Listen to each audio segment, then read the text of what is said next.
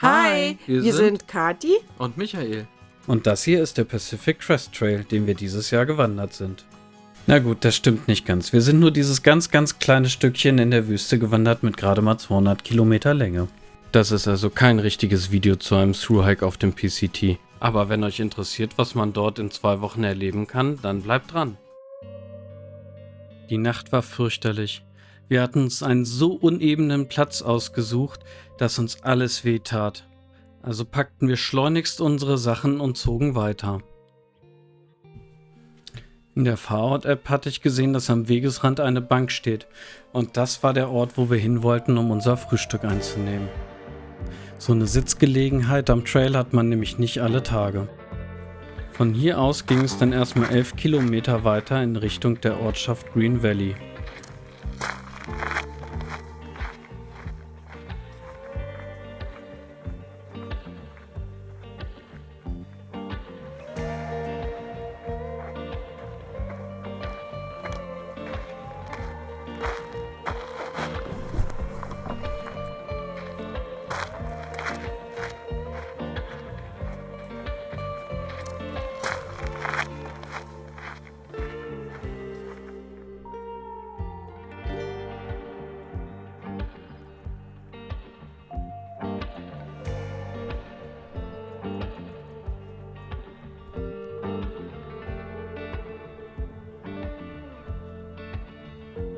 Immer wieder verwandelte sich der Weg in einen grünen Tunnel und wir waren uns nie ganz sicher, ob wir gerade an Poison Oak vorbeiliefen oder nicht. Die Faustregel war simpel: möglichst wenig am Wegesrand berühren und das Beste hoffen. An der Straße Richtung Green Valley angekommen, machten wir Halt bei der Feuerwehr, da Wanderer hier Wasser holen können. Viele Wanderer nutzen hier übrigens auch ihre Chance und nehmen einen Umweg in Kauf, um das Smokehouse in der Ortschaft zu besuchen. Da wir ja aber quasi gerade erst aus dem Supermarkt in Agua Dulce kamen, haben wir uns das geschenkt.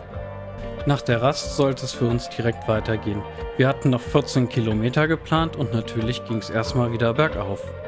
Irgendwie verfolgten uns den ganzen Aufstieg hinüber Löschflugzeuge, die um den Berg kreisten.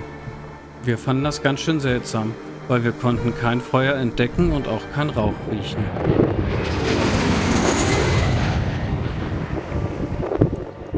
Erst als wir ganz oben angekommen waren und der Abstieg zur Lake Hughes Road begann, entfernten wir uns etwas von dem Flugzeuglärm.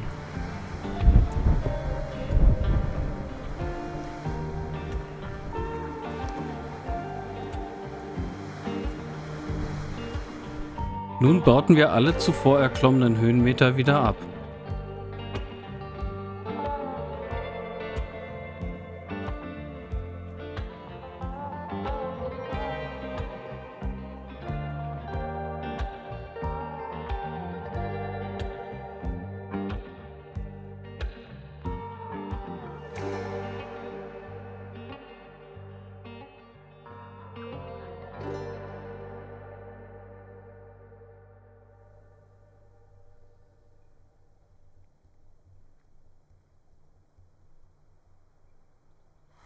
Wir entschieden uns, in der Nähe eines kleinen Flusses unser Tarp aufzuschlagen, direkt im Sand für etwas Strandfeeling und ein bisschen Herausforderung beim Aufbau.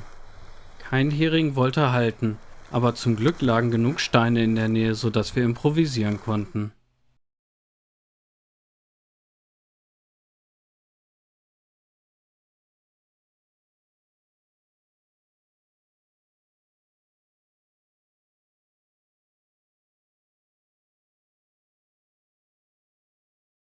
Natürlich haben wir noch jede Menge mehr erlebt.